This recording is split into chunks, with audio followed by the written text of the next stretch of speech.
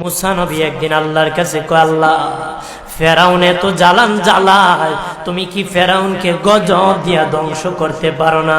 আমার আল্লাহ কয়, মুসা আমি ফেরাউনকে 4টা কারণে গজব দেই না। কয় কারণে? ফেরাউনকে 4টা কারণে গজব দেই না।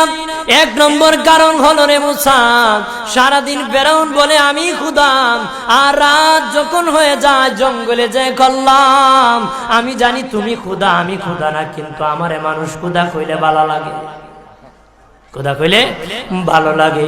প্রভু তাই তুমি বিরক্ত হইয়া আমার উপর গজব দিও না।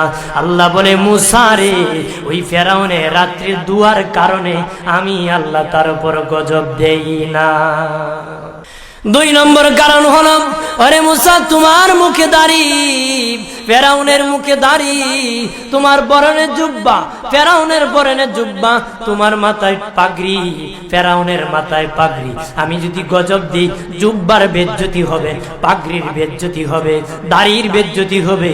মুসা রে, ওই জুব্বার পাগড়ির ইজ্জত রক্ষার কারণে আমি আল্লাহ ফেরাউনকে গজব দেই না।